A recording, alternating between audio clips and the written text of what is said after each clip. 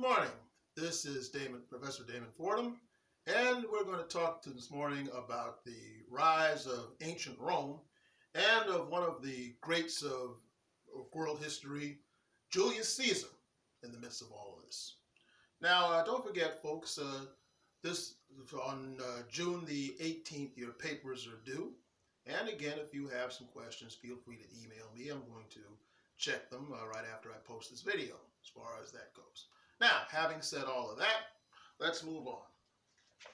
Now, around about 400, now your book deals with this period of ancient Rome. Your main text deals with it from about page 254, and for today's lesson, I'm going to stop at page 260.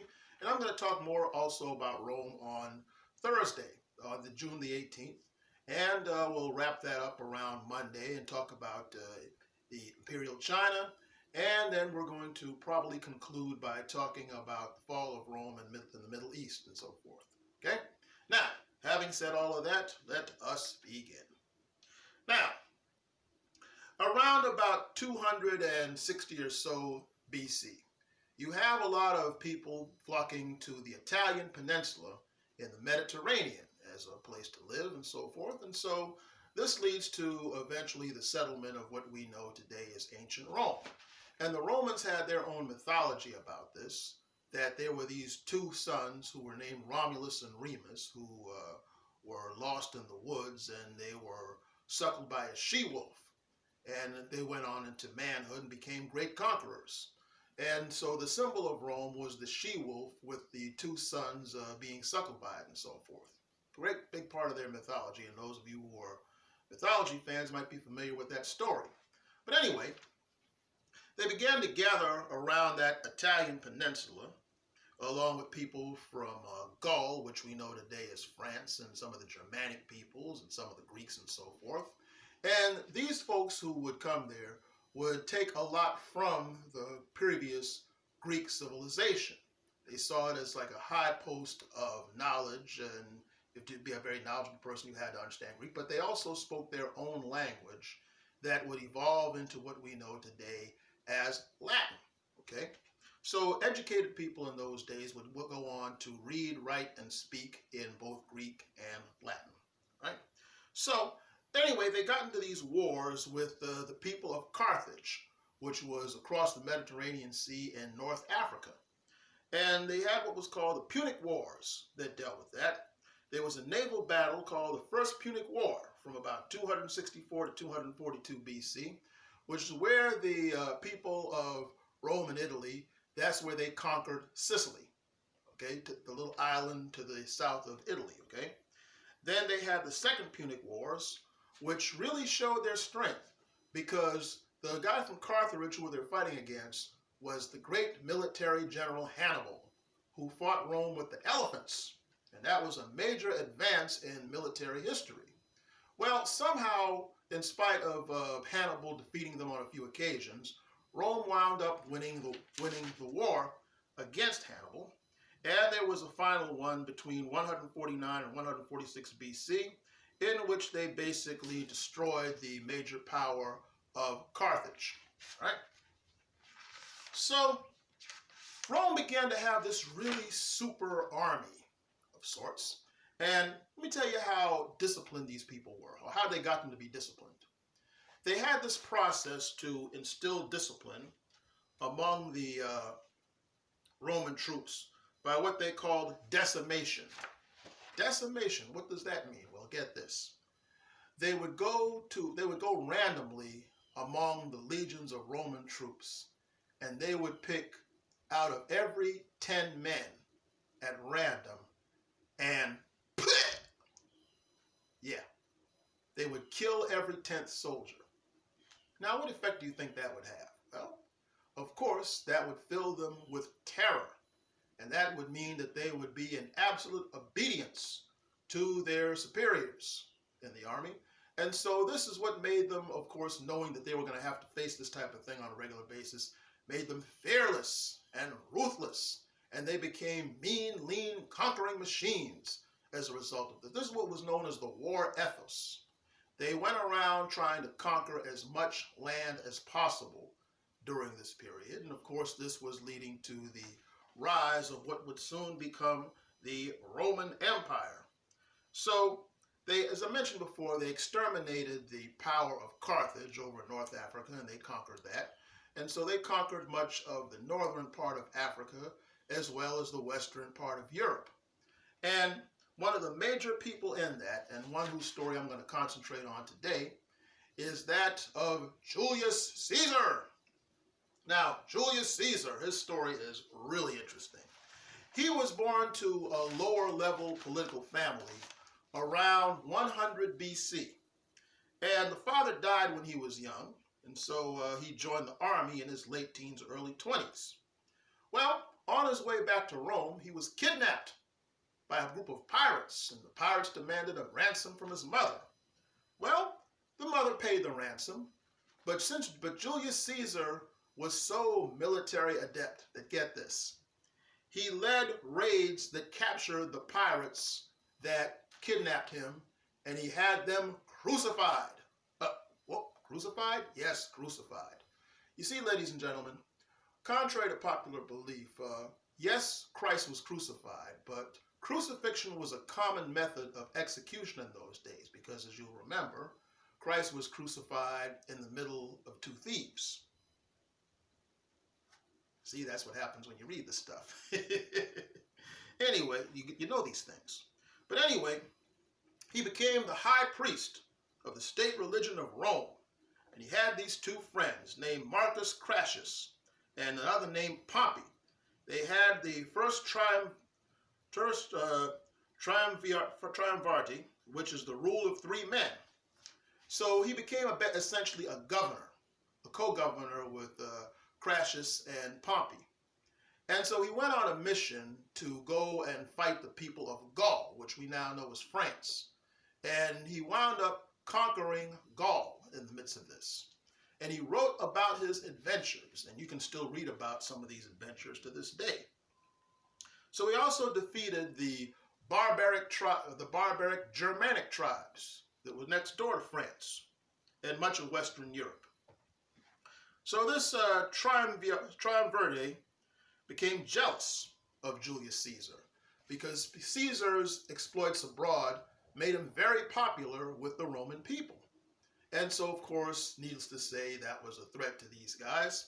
So Julius Caesar, they figured, how are they going to get to Julius Caesar and sort of cease his popularity among among the people of Rome, right? So here's what they did. Julius Caesar's term for governor kind of ran out, during the time he was out conquering in France. And so he didn't go back to Rome. So then Pompey declared Julius Caesar a traitor to the state of Rome for not giving up his position when his term went up. Well, Julius Caesar found out about this. And he's like, what? Oh, no. So he had his army with him, and he crossed the Rubicon into Italy to capture Pompey and put a stop to this sort of thing, right? Well, Pompey, as it turned out, had his own army. He was going to go and take care of all of this too. So therefore, Julius Caesar's troops defeated Pompey in Greece, and Pompey fled to Egypt, where he was killed by Julius Caesar's men in 48 BC. So while Julius Caesar went to Egypt, he had an affair with Cleopatra, and he placed her onto the throne of Egypt.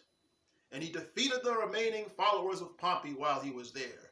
And he declared these famous Latin words, Veni, vidi, vici. I came, I saw, and I conquered. Don't you love it? So around this time, the people felt that Julius Caesar could do no wrong. When Julius Caesar came into Rome, the people said, Hail Caesar!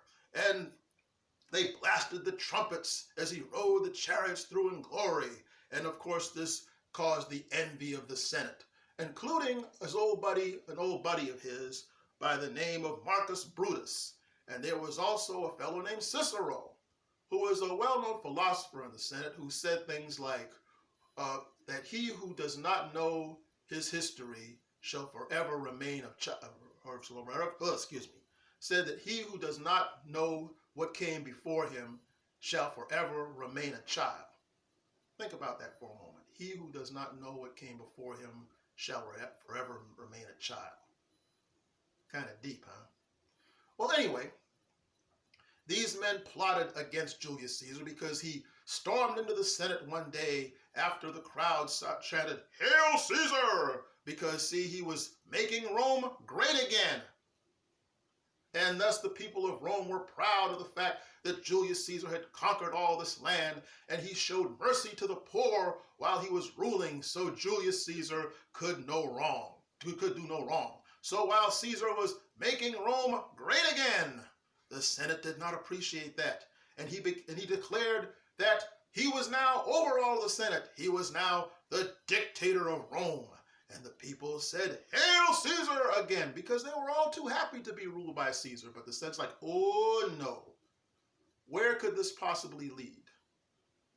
No, we got to nip this in the bud. We got to take care of this mess here. So what did?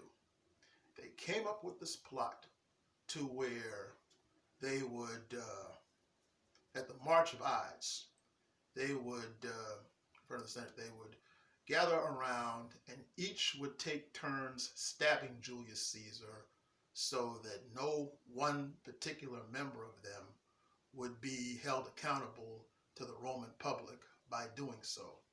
So on the March of Ides, as he was going through the Senate, over 40 of them stabbed them, including his old buddy Brutus, and he looked up and he said these immortal words, "Et tu, Brute?" "You too, Brutus, my old buddy?"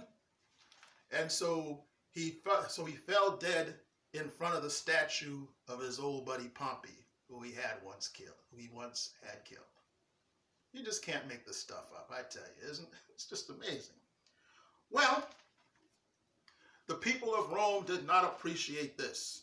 And one guy who really didn't appreciate it was his son, who would later take the title of Augustus Caesar. His real name was Octavian, and he was the son of, and he was actually his nephew. But you see, when Octavian went to Spain to fight with Julius Caesar, Julius was so enamored of this nephew and his bravery that he adopted him as his son. So Octavian would take on the title of Augustus, okay, which basically he who is anointed, more or less. And he chased down the people who had his uncle killed, and he had Cicero in particular drawn and quartered and cut off his head and hung up his body so that people could see it. And he became a very popular emperor. He started serving in 27 BC, and Augustus stopped serving in 14 AD. Wait a minute. So from BC to AD, what gives? Well, about some 13 or 14 years into Augustus' rule, he decided to hold a census where people would go back to where they were born in the Roman Empire and fill out so that they would know how many people were in the Roman Empire. And in Bethlehem around this time, there was this man named Joseph and his wife Mary who took part in the census.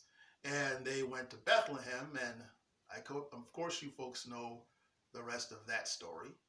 So yeah, this is the Augustus who is mentioned in the New Testament around the time of the birth of Jesus. So when I see you folks Thursday, you turn your papers and you will also hear the rest of what happened to Augustus and some of these emperors of ancient Rome. See you then.